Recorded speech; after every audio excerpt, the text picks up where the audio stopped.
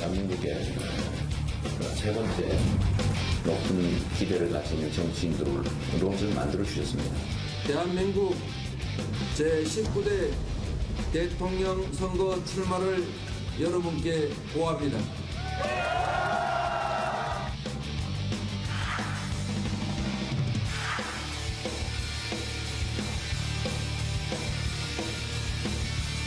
함께 살아가는 따뜻한 공동체가 됐으면 좋겠습니다. 새해 복 많이 받으십시오. 네, 이재명 성남시장과 부인 김혜경 씨 나오셨습니다. 한복을 곱게 차려입으셨습니다. 새해 복 많이 받으세요, 두 분. 네, 감사합니다. 네. 대선 주자로 이렇게 TV에 나란히 나오신 건 처음 아니신가요? TV 나온 게 처음인 것 아예 같습니다. TV에 나오신 게 처음이시군요. 네, 감사합니다. 복도 복이고 올해는 꼭 두 분이 원하시는 소원을 이뤄내시길 기원합니다. 감사합니다. 열심히 하겠습니다. 네. 오늘 뭐 설날이니까 또 시청자 여러분께 새해 네. 인사 우선 좀 해주시죠. 네, 시청자 여러분, 새해 복 많이 받으시고 모두 건강하시기 바랍니다. 감사합니다. 네. 우리 사모님도 시청자 여러분께 한 말씀 해주시죠. 예. 올해는 가족 모두 건강하시고 행복한 한 해가 되셨으면 좋겠습니다. 네. 저희가 왜 이 부부를 함께 모셨냐면요. 이 시장님의 그 지지율 상승 못지않게 여러 궁금증들이 많아요. 네. 특히 도대체 이 가정사가 어떻게 되는 거냐. 그래서 가장 잘 아는 분은 아무래도 또 옆에 계신 아내, 부인이 아니실까 해서 같이 모셨습니다. 우선 대선에 대해서 본격적인 얘기에 앞서서 부부간에 과연 두 분의 인연은 어디에서 시작됐는지 이게 참 궁금합니다. 시장님 어떻게 만나셨어요? 참 인연인데요. 네. 저희 요즘 꽤 유명하신 우리 형님의 그 형수. 아, 셋째 형님이요? 네네. 그 형수의 친정 어머니와 저희 장모님께서 같은 교회를 다니셨는데 그 소개를 해주셔가지고 저희 007 미팅으로 만나서 결혼하기로. 아, 네. 그러면 지금은 욕설 판문 뭐 당사자가 됐습니다. 당시에 그 셋째 형수님하고는 아주 친하셨나 봐요. 뭐 그때뿐만이 아니라 뭐 네. 최근에 이 문제가 되기 전까지 아주 가까운 네. 사이였고 특히 저희 형님이 바로 위에 형님이기 때문에 저희 칠남매인데 제일 가까운 형님이셨죠. 네. 가깝고 상의하고 서로 뭐 인생 얘기도 많이 나누고 특히 이제 젊을 때 고생도 같이 해서 제가 대학 들어가서 장학금 받아가지고 네. 그 돈으로 형님이 또 공부를 하셔서 대학 들어가고 이런 뭐 그런 아주 가까운 특별한 관계였습니다. 형제 중에서도. 이제 형님 얘기는 조금 뒤에 네, 여쭤보고요. 네, 네. 이장께서 그 연애 스타일이 과연 이제 평소 발언만큼이나 좀 시원시원한 사이다 스타일인지 아니면은 요즘 말로 이제 어떤 달달한 밀크 커피 같은 그런 부드러운 스타일인지 참 이제 부드럽다, 뭐 감미롭다 좀 와닿지는 않는데. 근데 앞서 방송 시작하시기 전에 두 분이 뭐 아주 귓속말도 하고 정말 여전히 사랑이 넘치시는 것 같아요. 사모님 어떠세요? 집안에서의 스타일이 실제 어떠세요? 솔직히 얘기해도 되죠? 아, 그럼요. 이게 솔직한 뭐 생방송인데요. 남편이요. 저희가 처음 만난 게 수요일 날 저희가 소개를 만나서 만났는데 네. 그 다음 날 평일인데도 3시에 저희 집 앞에 찾아온 거예요. 그때 변호사. 수요일 날인데 예, 예. 평일 날 3시에. 예. 변호사 업무하고 있을 때인데. 네. 그래서 제가 내려갔죠. 내려갔는데, 그때 운전을 핸들을 이렇게 꺾으면서 오늘은 바다를 보러 갑시다. 그러면서 핸들을 싹 꺾는데, 네. 이렇게 인매가 좀 되게 선명하고 좀 멋있지 않나요? 아, 그러신가요? 거기 넘어갔나 보네. 되게 카리스마 있고, 지금 생각하면 그때도 그게 사이다였던 것 같아요. 그럼 그게 만났을 때 곧바로 그런 걸 표출하신 건가요? 이 사람은 그랬어요. 그래서 결혼할 때까지 하루도 안 빼놓고 만났던 것 같아요. 하루도 안 빼놓고. 대단한 예. 아주 열연이셨군요. 아주. 네. 근데 연애 스타일 굉장히 뭐 예상과는 다르게 아주 적극적으로. 예, 그건 뭐 사이다하고 비슷하네요. 예. 근데 실질적으로 그런 애정 표현 같은 것도 적극적으로 잘 합니까? 예. 사실 우리 남편이 경상도 남자잖아요. 그렇죠. 그러면 안동이시죠? 네. 경상도 남자는 집에 들어오면 뭐 아는 밥도 자자 이 말밖에 안 한다 그러는데 이 사람은 전혀 안 그래요. 네. 예. 근데 결혼과 연애는 뭐 별개다 또 이런 얘기를 하잖아요. 근데 이 시장님 보니까 중학교 때부터 공장에서 또 네. 일을 네. 하는 굉장히 좀 어려운 가정의 한편이었고 보니까 또 오남이녀에게 많은 형제들이 있잖아요. 네. 그렇죠. 여자분들은 또 이런 걸 또 꺼리기도 하는데 여기 이제 왼팔도 뭐 당시 좀 불편한 그거 아셨을 거 아니에요. 예, 또 알았죠. 토로하셨을 거 아니에요. 예. 결혼을 좀 망설이거나 고민하지는 않으셨어요? 제가 지금 와서 우리 이재명 시장의 프로필을 이렇게 보면은 네. 아, 내가 이런 사람한테 시집을 왔나? 깜짝 놀래요. 그 당시에 뭔가 이렇게 씌었던 겁니까? 그런데 그 당시에는 사실 선생님, 매일매일 저 사진은 저 만나면서 언제적 사진이에요? 저는 아까- 어머니하고 예. 대학 가서 아, 대학 때. 교복을 맞춰 입고 대학을 입학식을 갔는데 네. 제가 교복을 못 입은 게 한이 돼서요. 어머니하고 찍은 사진인데 어머니께서 같이 아, 그러시군요. 네. 네, 사모님 아까 그 예. 스토리 좀 말씀해 주세요.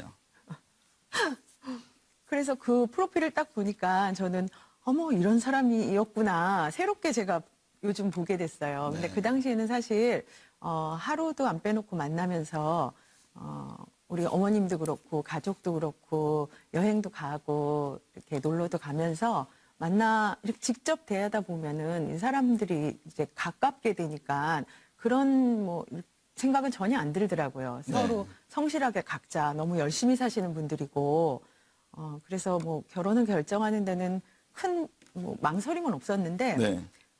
어느 날 이제 결혼을 이렇게 결혼을 결정하기 직전에 어느 날 카페에서 술을 잘 안 먹었거든요. 제가 술을 잘 안 마시니까. 네. 그랬는데 너무 심각하게 한숨을 쉬면서 무슨 말을 꺼내려고 그러는 거예요. 이 네. 사람이. 그래서 무슨 말이냐고 빨리 해보라고 답답하다고. 그런데 말을 안 해요. 네. 그래서 이게 무슨 심각한 문제가 있구나. 큰 거짓말을 나한테 하고 있었구나. 그리고 사실 저도 마음이 덜컹했죠. 결혼을 앞두고.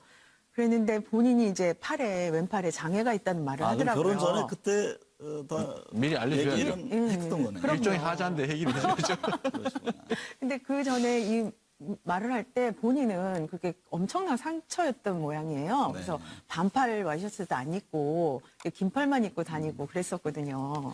근데 그 많은 분들이 왜 왼팔이 불편한지 사실은 잘 몰라요, 시장님. 그 어떤 사연이 있나요? 제가 초등학교 이제 마치고 이제 12살, 뭐 우리 나이로 13살 때부터 공장을 어머니 손잡고 다녔는데 2년 지난 시기에 그 야구 글러브 만드는 공장이 이제 프레스공이었습니다. 네. 기계. 근데 거기에 팔이 눌려서 팔이 다 휘었죠, 이렇게. 아, 이게 실제 그런 네네. 뭐 여기, 일반인들에게 보여주자면 믿기지는 않아요. 네, 여기 뭐 뼈도 일부 없고. 이게 쭉 펴지질 않는 상황이시군요. 네.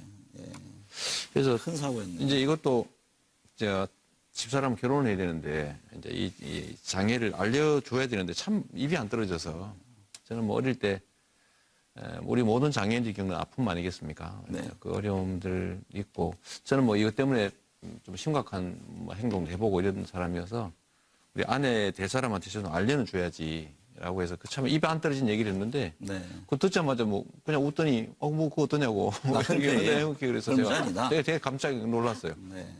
이제 그때부터 제가 이제 짧은 팔도 입고 다니기 시작했죠. 아, 그전에는 그러면 다 긴팔만 가리고 긴팔만 계속. 입고. 네. 근데 그래서 남의 집 이제 너무- 귀한 딸을 이렇게 데려오면은 보통 그러잖아요. 호강을 좀 시켜주고. 뭐 사실 이런 말하는 저도 아내가 보고 있으면 속이 좀 뜨끔한데 그 변호사로 편하게 살 수 있는 길을 좀 두고선 뭐 구속도 되고 또 수배도 되고 지금 정치판까지 뛰어들어서 이제 온갖 구설과 지금 논란의 속에 있지 않습니까? 그 점을 돌이켜보면 어떠세요? 이 시장님 좀 너무 이기적인 거 아니세요? 그래서 사실은 이제 그게 가족들이나 가까운 사람들한테 되게 미안한 일이죠. 뭐 이 사람도 그렇고 아들들도 마찬가지고 뭐 집에 막 경찰이 자주 압수수색도 다니고 뭐 이런 피해도 많이 봤는데 그래서 제가 인생을 살면서 결정한 일이라 결국 선택해야 되지 않습니까? 제가 이제 사법연수 마치면서 근데 공정한 세상, 제가 살았던 이 참혹한 환경을 좀 바꿔서 네. 여전히 지금도 어렵게 살고 있는 많은 가족들이나 이웃들, 동료들 이런 사람들이 좀 공정한 환경에서 공평한 기회를 누리고 사는 그런 좀 정상적인 세상을 만들고 싶은 게 제 꿈이었고 뭐 그러려고 사실 판검사 뭐 이런 것도 포기하고 변호사의 길로 나섰고 그 후에 시민운동하고 또 주로 한 게 이제 부패와 권력들 잘못된 권력들과 싸우는 네. 일을 했습니다. 기득권에 대한 어떤 그 네. 문제에 대해서 계속 도전을 하셨던 거죠. 그러죠. 뭐 그러다 보니까 뭐 감옥도 가고 그러다 뭐 가족들도 피해 입고 또 시민운동 한다고 하니까 또 집에 뭐 신경도 많이 못 쓰고 하는데 집사람이 애 많이 썼죠. 아이들 둘 키우느라고. 어떻게 후회 안 하세요? 저요? 네. 후회 안 하죠. 네. 앞서 방송 전에 보니까 아주 사랑 가득한 눈빛을 제가 확인했습니다. 근데 정치인의 가족, 정치인의 아내로 살아간다는 것이 사실은 이게 참 쉽지 않은 과정이거든요. 가장 힘들었던 순간은 어떤 때였어요? 가장 힘들었던 거는 뭐 여러 가지 있지만 이 사람이 시민운동할 때 네. 구속돼서 잠시 이렇게 네. 구속되어 감옥 있을 때, 영화를 그때 제일 힘들었었던 것 같아요. 네. 그때는 지금보다도 훨씬 나이도 어렸고 아이들도 어렸기 때문에 네. 그때가 제일 힘들었었던 것 같아요. 그 아이들이 바라보는 아버지 모습도 참 궁금하거든요. 근데 어디 보니까 아이들은 이미 다 명문대 다 이렇게 잘 키우셨더라고요. 예, 우리 어떠셨어요? 애들은 다 이해를 했습니까? 아버지의 저런 모습에 대해서? 아빠로서는 사실 어릴 때 아이들이 뭐 중고등학교 가면서 공부하느라고 시간이 없어서 아빠랑 시간을 많이 못 보내서 그렇지 어릴 때는 시민운동하는 행사 아이들 다 데리고 가족끼리 총출동했었어요. 같이 유모차 다 밀고. 움직이셨군요. 예, 저희 가족 사진 중에 대부분이 다 그런 행사에서 놀러 가서 찍은 사진들. 집회 현장에. 그런데도 결국엔 대선 출마 선언까지 하셨잖아요. 네. 그거 말리지는 않으셨어요? 제가 제일 많이 말렸을 때는 한 10년 전에 시장 출마했을 때였어요. 첫 처음 이제 선거 시장 때. 출마하셨을 때. 그때는 정치는 정말 특별한 사람만 하는 줄 알았고 네. 정치는 사실 우리랑은 내 생활이랑은 전혀 상관없는 사람들의 일인 줄 알았거든요. 근데 네. 이 사람이 성남시장을 하고 나서 너무 많은 것들이 변하는 거예요. 근데 그럼요. 뭐 특별한 게 변하는 게 아니라 아이들 밥 먹이는 거, 뭐 우리 아이들 학교 다니는 화장실, 그리고 우리 아이들 토론 수업하는 학교의 수업 내용 이런 것들이 바뀌다 보니까 이 사람이 작은 고난을 가진 성남시도 이렇게 좋은 일이 많이 생겼는데 시장님 대신 이후에 이제 네. 학교 현장 모습들이 바뀌는 변해가는 걸 보셨군요. 네. 그걸 보면서 그럼 더 큰 권한이 있으면 우리나라 전체적으로 너무 더 많은 일이 좋은 일이 생기겠다. 그래서 사실 찬성했습니다. 네. 근데 대선 후보는 이제 어떤 정치인보다 혹독한 검증을 네. 받게 되잖아요. 그런 면에서 이재명 시장과 관련해서 늘 이제 떠도는 얘기들. 네. 오늘 뭐 이 자리에서 솔직히 한번 네. 털어 놓으시죠. 뭐 최근에 보면 또 지지율도 급상승하다가 좀 하락세인데 네, 네. 어차피 또 반전에 또 모멘텀을 네. 갖는 기회가 될 수도 있을 것 같은데요. 지지율 먼저 여쭤봐야 되겠다, 먼저. 좀 어떻게 걱정 안 하세요? 지금 20% 가까이 쭉 가다가 지금은 이제 뭐 한 자릿수 나오고 그러던데. 뭐 국민들께서 다시 또 저를 한번 재검증하는 기간이라고 생각하고 네. 또 저에 대해서 제가 가진 진정성이나 또 비전이나 정책들 네. 그중에 이제 실현 가능성 이런 것들을 좀 봐주시면 뭐 또 새롭게 또 기대가 상승하지 않을까 생각하고 네. 있습니다. 이재명 시장 연관 검색어 이렇게 쳐보면 말이죠. 네. 그 뭐 집안 갈등 문제가 네. 있고 뭐 이제 어떤 종북 뭐 이런 얘기들이 많이 네. 나옵니다. 저희들이 판넬에 한번 정리를 해봤는데 이제 노동자 출신의 첫 대통령을 외치셨잖아요. 그리고 이제 뭐 강점이라면은 말한 것은 지킨다. 네. 일관성이 있고 또 정책 부분인 것이죠. 자기가 한 것은 반드시 지킨다는. 그다음에 이제 SNS 소통 능력, 네. 늘 네티즌들과 소통을 하고 있고 또 노동자 출신이고 기득권과 싸운 아웃사이더다. 근데 약점도 분명히 있으세요. 네. 보면은 이제 당내에 취약한 기반인데 과연 이를 통해서 어떻게 경선을 통과할 수 있겠느냐. 이제 각종 논란에 대한 검증이건데. 자, 아까 말한 이 시장의 이제 셋째 형이시잖아요. 우선 네. 이제 박사모의 성남 지부 회장을 맡고 있는데 네. 이게 뭐 오래전에 사실 공개된 거죠. 그런데 대선 출마 이후에 다시 또 이제 형수에 대한 욕설 문제 이 파일이 계속 또 네. 얘기가 되고 있어요. 그래서 많은 분들은 이게 뭐냐 도대체 정치인이라면 수신 제가가 먼저 아니냐. 네. 그 점에 대한 좀 설명이 필요해 보입니다. 이제 공직자가 가지고 있는 제일 어려움이 이 공직 자체의 청렴성을 지키는 것하고 또 한 가지는 그 측근과 친인척들이 이 공직을 이용해서 부당한 이익을 얻지 못하게 막는 것인데 네. 이 두 가지가 참 양립하기가 어렵습니다. 아마도 역대 대통령이나 권력자들이 가장 크게 겪는 어려움들이 주변 사람들 때문인데 저는 이제 이 일 때문에 가족 간의 우애 공직자냐 아니면 공직의 청렴성이냐, 소위 네. 부정부패냐 의절이냐 네. 뭐 이런 걸 선택을 강요당한 상황이었던 거죠. 근데 결국 저는 이제 공직자이기 때문에 불가피하게 형님의 시정 개입이나 뭐 이런 것들을 철저히 막는 방향으로 갔고, 그게 이제 분란이 돼서 뭐 가족 간에 심각한, 어머니가 뭐 폭행당해서 쓰러지고 뭐 입원하고 이런 일 벌어지니까 또 분란이 벌어지고 뭐 이런 네. 것들이 이제 알려졌는데, 저 개인적으로 뭐 제가 많이 부족해서 생긴 일이긴 합니다. 그런데 이 말씀 꼭 한번 드리고 싶어요. 공직자들이 공적 권력을 청렴하게 지켜내는 게 정말로 어렵다. 네. 특히 가족들이 그 욕심을 가질 경우에 그걸 막는 것 자체가 엄청나게 네. 어려울 뿐만 아니라 정말로 큰 희생을 치를 수밖에 없다는 걸 저도 네. 알게 됐죠. 청렴, 어떤 공직을 위한 과오를 범하지 않기 위해서 네. 아픈 어떤 가족 간의 그런 어떤 갈등 관계, 결과적으로는 그렇게 됐다. 네. 네. 네, 좀 사모님께 여쭙겠습니다. 네. 앞서 말씀하신 게 이제 그 색제 형수 당사자시잖아요. 소개를 받아서 오늘의 이제 인연이 되셨는데 실제 어떠세요? 그 욕설 들어보셨습니까? 저도 사실 듣다가 녹음된 거는 못 들었습니다. 네. 근데 어떤 배경, 그런 남편 이장님 이해를 하세요? 저도 뭐 그 자리에 있었던 사람이고 아, 저희 같이요? 가족 모두 저희가 7남매거든요. 네. 그 당시에 7남매였기 때문에 7남매 모두 겪은 상황이고 이게 1, 2년 동안 있었던 일이 아니에요. 사실은 이게 거의 10년 동안에 걸쳐서 있었던 일이었고, 그리고 무엇보다도 저희 어머님이 너무 연세도 많으신데 오늘 같은 날은 특히 말씀은 안 하시지만 보면은 너무 안타깝죠. 네. 가슴 아픈 일이다. 네. 네. 이재명 시장 하면 이제 선명성, 개혁성, 이거는 뭐 누구나 다 인정을 하지 않습니까? 지난번 이제 광화문 촛불 집회에서도 뭐 이제 많은 이제 박수를 받으셨고 또 지지, 또 20% 육박하는 지지율 상승도 아마 그런 시대적 흐름과도 맥을 같이 한다고 보여지는데요. 근데 문제는요, 과연 대통령이 됐을 때 정책을 믿고 맡길 수 있겠는가라는 점을 계속 이제 많은 분들 또 지적을 하고 얘기들을 합니다. 근데 그 중에 또 일부에서는 이제 안보관에 대해서 얘기를 해요. 그 보수 일각에서는 뭐 통진당과 가까운 것 아니냐, 또 종북이다 이런 또 공격까지 합니다. 네. 그동안 이제 종북과 오랫동안 이제 뭐 논쟁을 펴 오셨는데 네. 스스로 보시기에 어떻습니까? 진보, 보수, 급진 어느 쪽이에요? 왜 이런 공격이 계속된다고 보시는지요? 저는 사실 북한 체제를 경멸하는 사람이죠. 네.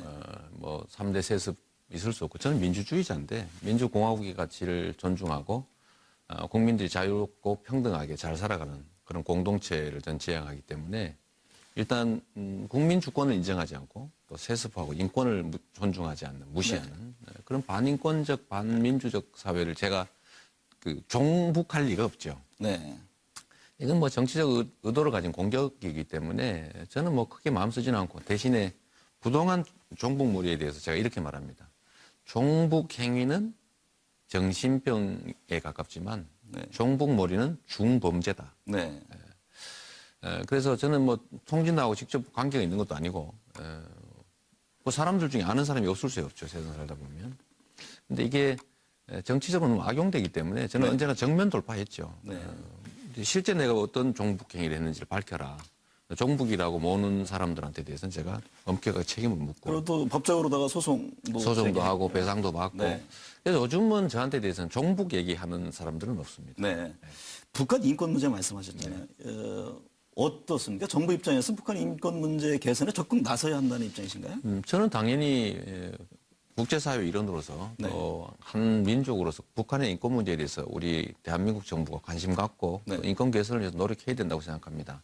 그런데 문제는 하나만 좀 추가를 하면 그냥 개입한다고 해서 인권 개선이 되질 않는다는 거예요. 네. 거기는 예를 들면 인도적 지원이라든지 뭐 관계 개선을 통해서 일정의 메리트를 주고 네. 거기에 따라서 북한의 인권이 실제로 개선될 수 있도록 하는 게 중요하지, 정치적 프로파간다로 그냥 주장으로 그냥 인권 개선을 말하는데 그게 오히려 인권을 악화시키는 결과를 빚을 수도 있기 때문에 네. 좀 실질적으로 북한의 인권이 개선될 수 있도록 우리가 대한민국 정부와 또 우리가 노력하는 게 중요하다고 생각합니다. 네. 사모님 옆에서 보시기에 어떠세요? 우리 이 시장님은 그야말로 불의를 참지 못하잖아요. 그러니까 뭔가 문제가 있으면 막 소송 법적인 걸 해서 반드시 그 문제에 대해서 그렇지 않다라는 것을 온천하에 알리고 또 도전하고 참 피곤한 남편 아니세요? 피곤하죠. 조용한 날이 거의 없으니까요. 네. 그런데 사실 제 남편은 하고 싶은 얘기, 네. 세상을 바꾸지 못할 상황이면 네. 정치를 안 한다. 이렇게 생각을 하고 네. 있는 것 같아요. 네. 옆에서 보기에. 그래서 저는 그런 점이 더 마음에 드는데요. 가장 우구는 이제 팬이 되신 것 같습니다. 네. 그렇죠. 사실 그냥 각자 개인의 삶을 잘 먹고 잘 살자 소위 이렇게 하면 쉽지 않습니까? 네. 사모님 일부에서는요, 이재명 시장님하고 이게 머리에 뿔난 분 아니냐, 이렇게 또 보는 분들이 있어요. 진짜 여기 방송에서 편하게 말씀하시는 거지, 실제 집안에서는 어떤지. 네. 아, 그렇지 않아요. 사랑 표현도 많이 하시나요? 아, 그럼요. 저는 사실 결혼해서 이 사람한테, 아, 여보, 당신 사랑해요. 이런 말을 큰 소리로 한 적은 없는 것 같아요. 한 번도 안 했어요. 아, 그렇습니까? 네. 근데 이 사람은 아침, 저녁으로 하고 이런 거 얘기해도 되나요? 아, 그럼요. 네. 저희가 이제 아파트에 사니까 엘리베이터에서 우리는 이제 아침, 저녁으로 이렇게 잘 갔다 오라고 이제 인사를 하잖아요. 근데 저희는 이렇게 뽀뽀를 해요. 아침에. 아, 그렇습니다. 요즘도 하세요? 그럼요. 요즘도 해요. 대단한 하는데 얼마 전에 보니까 저희 경비실에 CCTV가 이렇게 있는 거예요. 그럼 경비 아저씨 다 보고 계셨던 거예요. 아, 그게 찍히게 돼 있죠. 예. 영비 아저씨를 취재하면은 두 분의 아주 여전한 사랑 스토리를 많이 들을 수가 있겠네요. 아까 시장님 이제, 네. 저는 어차피 짧은 인생인데 네. 서로 의지하고 사는 관계에서 힘든 상황에서 우리끼리 의지하지 않습니까? 네. 특히 저는 사회적으로 공정사회 만들자. 그래서 뭐 평생 뭐 구속도 되고 형제간 의절도 하고 그러면서도 끊임없이 이렇게 싸우고 그것 때문에 국민들 일부께서도 저한테 다른 역할을 기대하게 됐지만 개인사적으로 보면 엄청나게 좀 피곤한 삶이죠. 네. 그래서 좀 표현하고 살자. 저는 이런 주의. 이 시장님은 그러니까 어떤 가족, 또 좀 약한 사람, 원칙, 이거에 대해서는 강하신 네. 거고. 그러니까, 지난번 어디 인터뷰 말씀 들어보니까, 그러나 불이, 그야말로 센 놈들, 잘못된 네. 센 놈들에 대해서는 참지 못하겠다. 네. 그런 인생을 사신다는 거 아니겠어요? 그러니까 저보고 급진적이다 뭐 이런 표현들을 가끔 하시는데 이 사회를 지배하고 있는 소위 소수의 강자들 때문에 다수의 약자들이 그 기회도 얻지 못하고 너무 좌절된 삶을 살지 않습니까?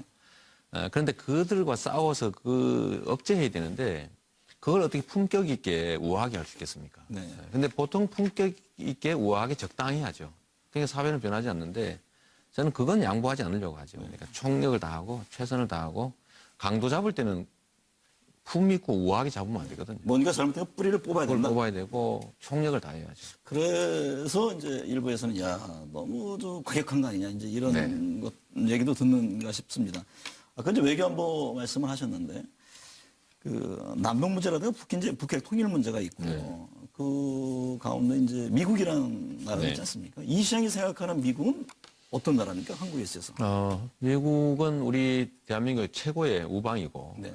또 우리가 역사적으로도 큰 신세도 졌고 또 지금도 현재적으로도 뭐 군사적으로든 뭐 국제적으로 여러 측면에서 매우 중요한 가장 강력한 우방이죠. 네. 그런 우방 한미 관계는 계속 확대 발전시켜야 되는데 이게 자칫 잘못하면 소위 종속 관계가 되는 수가 있습니다. 네. 그렇다고 우리가 자주 독립국가인데 자주 독립성이라는 걸 잃고 그야말로 종속적인 관계가 되면 곤란하죠. 네. 그 중에 이제 일부 이제 최근에 예를 들면 한일 관계 또는 뭐 한미 관계에서 약간 자주 독립국가로서의 대등한 외교 관계인가라는 걸 의심할 만한 사안들이 조금 생겨나기 때문에 네. 그 점을 좀 더 원칙으로 돌아가서 균형 잡힌 자주 외교를 좀 더 깊이 생각할 때라는 네. 생각이 들었습니다. 균형 잡힌 자주 외교가 네, 필요하다.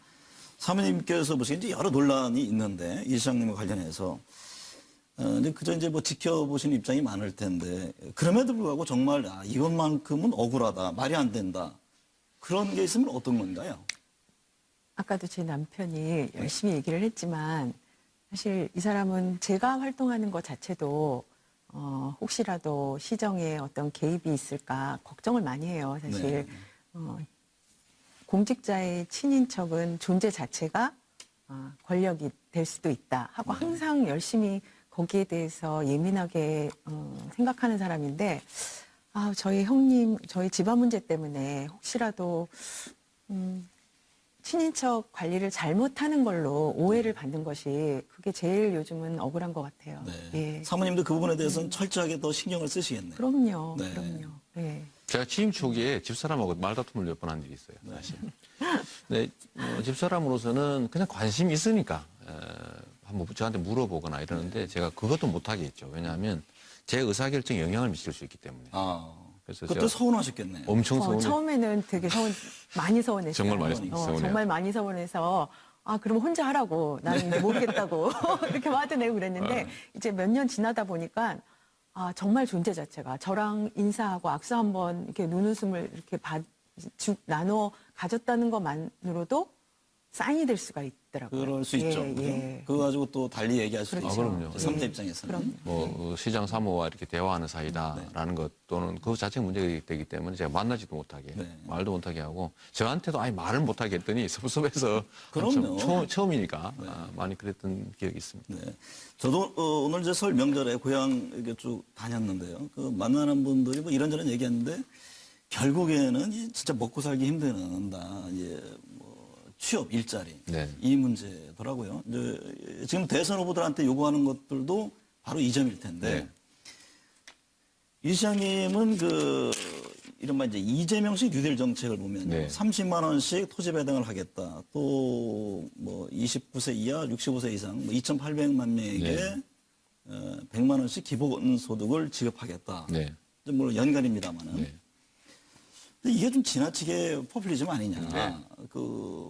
지난번 여론조사 보니까 경제사를 쓰는 후배로 문재인 후보 다음으로 두 번째더라고요. 네. 기대가 있으면서도 야 이건 좀 심한 거 아니냐. 이건 뭐 포퓰리즘적인 거 아니냐. 이런 지금 지적들이 나오잖아요. 요거는 아주 간략하게 말씀드리면 우리나라가 기회나 자원이 줄어서 경제가 침체되는 게 아니고 너무 한쪽으로 많이 쏠려서 즉 소위 불평등, 격차 때문에 경제 순환이 안 되고 있습니다. 네.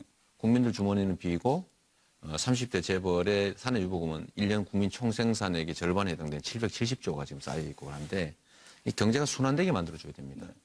그 첫 번째가 노동자들의 처우를 좀 개선해서 보수를 올리고 또 그 근무 시간을 좀 줄여서 세계 최장이니까요. 네. 일자리를 좀 늘리고 또 그렇게 해서 노동의 몫을 늘려야 비록 국민들이 이제 구매력이 생기죠. 네.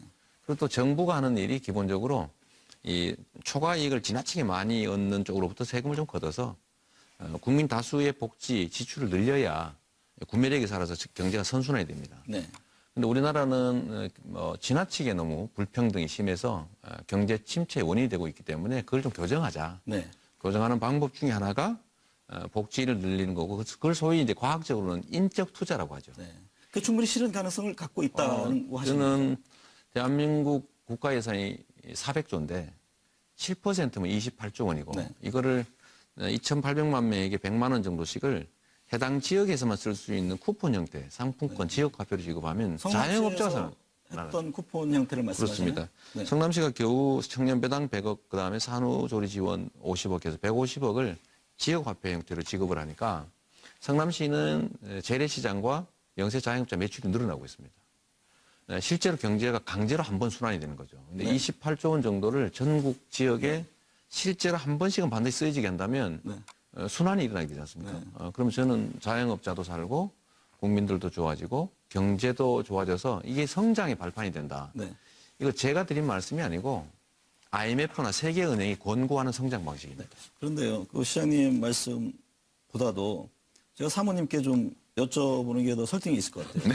실제 구두쇠처럼 아주 그냥 알뜰한 살림을 하시는 건지 아니면 정말 경제적으로다가 살림을 꾸릴 수 있는 거를 충실히 잘 이렇게 조달을 해 주셨는지 그거 한번 직접 들어보고 싶어요. 저희 가정경제요? 네, 가정. 가정경제. 시정은 뭐 그렇게 하셨다고 해서 지금 이제 대통령이 돼도 그렇게 할 수 있다라는 자신감을 피력하셨잖아요. 예. 가정에서는 실제 어떠했어요? 이 사람은 열심히 일하는 변호사였고 네. 열심히 일하는 시민운동가였어요. 두 개를 너무 훌륭히 잘했죠. 근데 예. 가정 살림에는 어떻게 꼬박꼬박 원하는 것을 줬습니까? 그럼요. 책임은 다했죠. 네. 책임뿐만이 아니라 제가요, 그야말로 그 집안의 살림을 책임지는 아빠, 남편으로서의 역할은 그 경제적 문제에서는 제가 좀 부족함이 없이 최선을 다했습니다. 회계와 이 살림도 직접 하셨습니까? 아니면 아니, 그거에 다 맡기죠. 전적으로 다 맡기시고. 근데 감시 감독은 또 철저히 하시나요? 아니, 그렇진 않아요. 일단 맡기면 그 안에서는 제 맘이죠. 근데 그 이제 복지라든가 이게 뭐 좋습니다. 나눠지기 뭐 네. 이런 거 어떤 예산을 통해서 어떤 뭐 좀 빈부의 문제를 해결하겠다.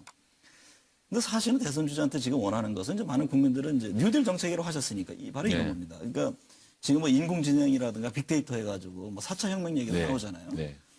그럼 새로운 성장 동력을 과연 어떻게 가져갈 거냐, 대한민국. 지금 뭐, 세계 경제 성장률 평균에도 못 미치고 있잖아요. 최근 몇 년 동안. 그러면 이재명이 대통령이 됐다. 어떤 걸 가지고 새로운 어떤 그 경제 활력을 만들어 갈 것이냐. 뭡니까? 정부가 할 수 있는 일은 화려한 뭐 새로운 일들이 아닙니다. 네.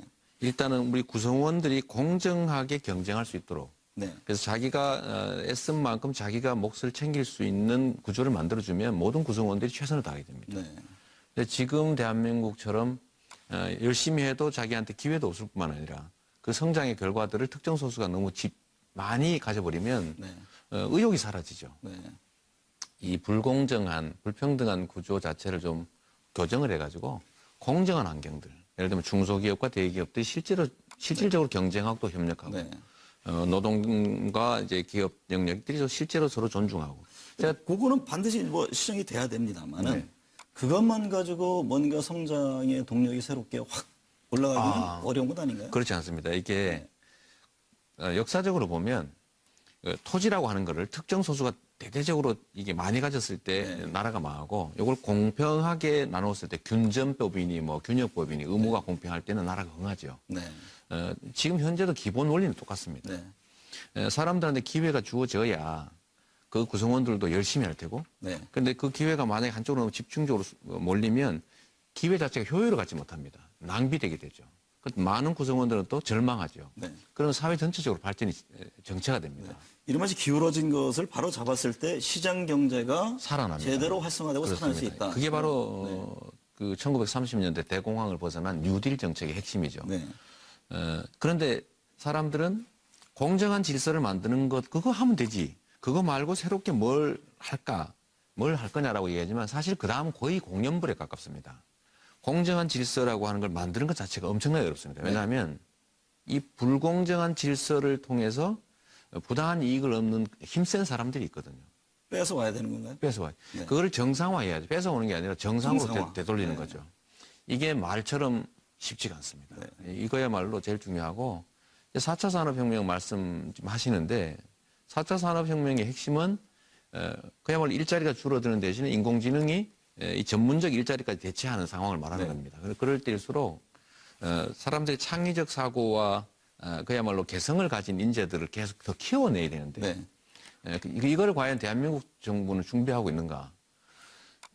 극단적으로 딱 얘기하면 기술 개발해서 뭔가 만들면 지금은 누군가가 뺏어갑니다. 네. 그냥 다 해외로 탈출하는 게 유행이 됐는데 네. 이런 상태에서 새로운 기술 개발, 새로운 경제 환경에 적응하는 우리의 그야말로 뛰어난 인재들을 우리 사회가 과연 수용할 수 있겠느냐. 이걸 만드는 게 제일 더 중요하다는 거죠. 안희정 충남지사가 국민은 공짜밥을 원하지 않는다. 네.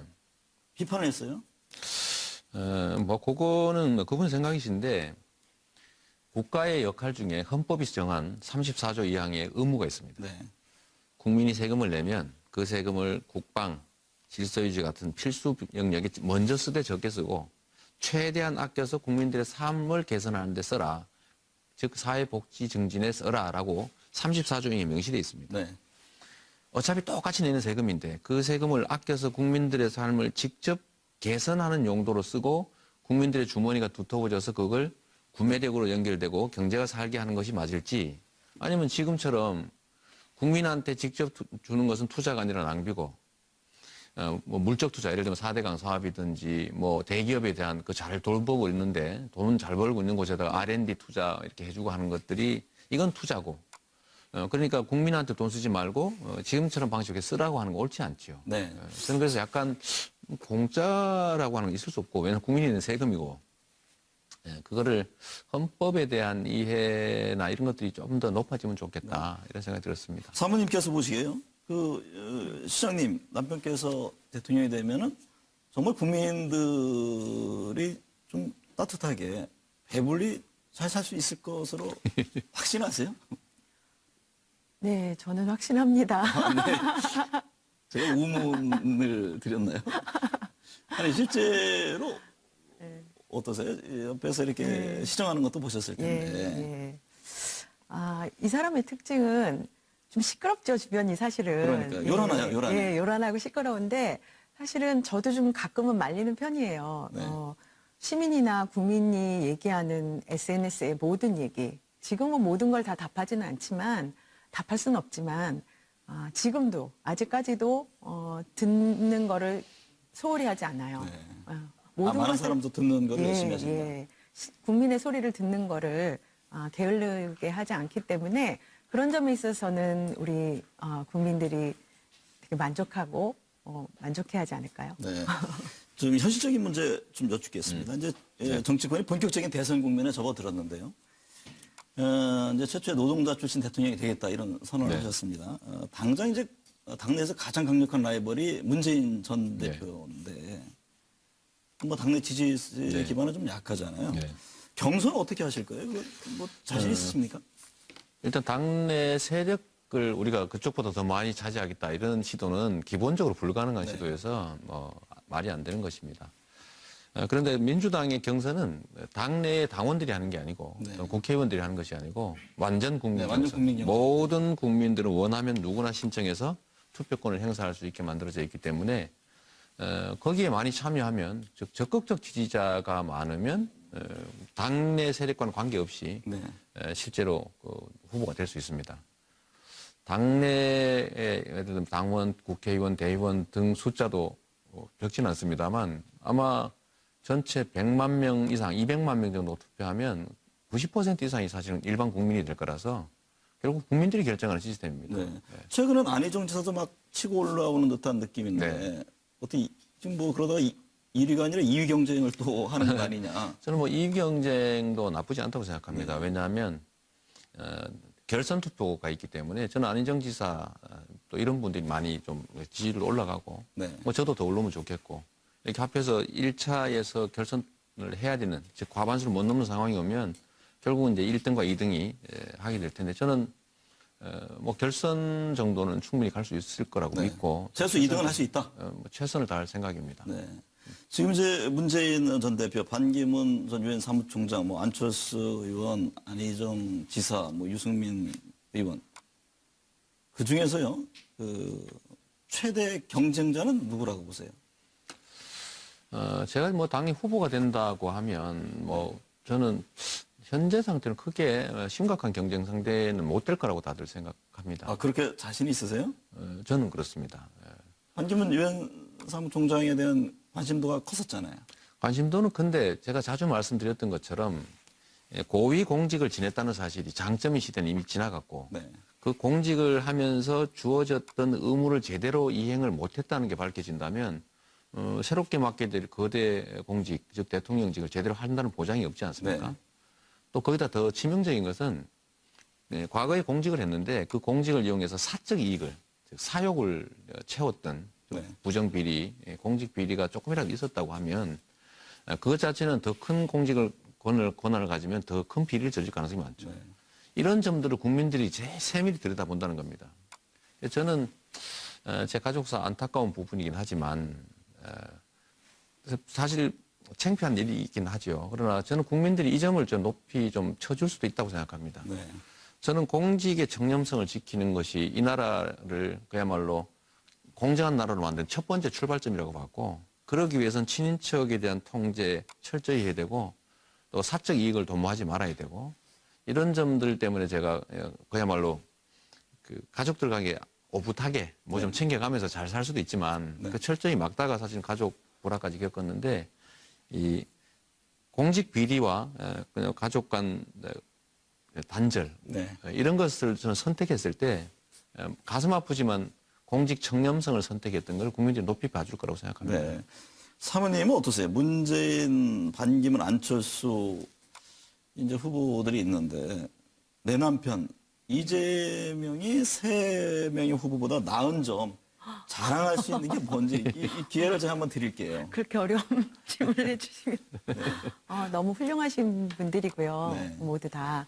근데 저희 남편은 다른 거 몰라도 말한 거는 다 지키고 말할 수 있는 것만 약속을 하고. 네. 근데 사실 저는 살면서 그런 아쉬움도 좀 있었어요. 좀 100% 다 약속 안 지켜도 좋으니까 희망을 갖게 거짓말이라도 약속을 좀 해주지. 네. 이런 점이 좀 있었는데, 만족. 정치인하면 허언인데 예. 내 남편은 말한 건 반드시 지킨다. 네, 네. 사실 약속은 성남시장으로서 시민들에게 약속했던 공약 등 이제 정부가 반대도 해내셨잖아요. 만약에 대통령이 된다면 이것만은 꼭 이루겠다. 네. 어떤 겁니까? 이재명이라면 이것만은 꼭 이룬다. 저는 제 필생의 꿈이 공정한 세상을 만드는 겁니다. 네. 제가 개인적으로 겪었던 또 지금도 많은 사람들이 겪고 있는 이 불공정한 구조에서 좌절하고 또 희망, 꿈 다 잃어버리는 이런 사회가 아니라 정말 내가 뭔가를 하면 내 몫이 그대로 유지되는 공정한 기회가 부여되는 사회다라고 하는 믿음을 국민들이 가지는 사회를 만드는 게 꿈이었는데 이걸 맡고 있는 게 누구냐면 강자들이 아닙니다. 이 강자들은 원래 그럴 수 있죠. 네. 근데 이 강자들의 횡포를 억제하라고 국민들이 월급 주면서 맡긴 정치인들, 즉 행정가들이 있습니다. 이 정치인과 행정가들이 실제로는 억강부약해야 될 자신들의 의무를 버리고 실제는 강자들하고 손을 잡고 그 혜택을 나누는 그런 것이 결국 이 사회 혼란과 이 불평, 불만의 원인이 되지 않습니까? 네. 그래서 제가 가진 제1의 꿈, 지금까지 살아왔던 것, 또 앞으로도 살아갈 꿈, 공정사회를 만드는 꿈, 그 꿈을 이루기 위해서 공직비리 하나는 제가 철저하게 청산하도록 하겠습니다. 네. 공직 비리만큼 반드시 네. 청산하겠다. 그래야 이 사회가 윗물이 맑아야 아랫물이 맑은 건데 그걸 청산해야 다른 구성원들한테도 공정하게 합시다. 합리적으로 합시다라고 얘기할 수 있는 거죠. 네. 오늘 설날 이렇게 두 분이 날에 나오셔가지고 시청자 여러분께 좀 말씀해 주셨는데 오늘 함께 해주셔서 감사드리고요.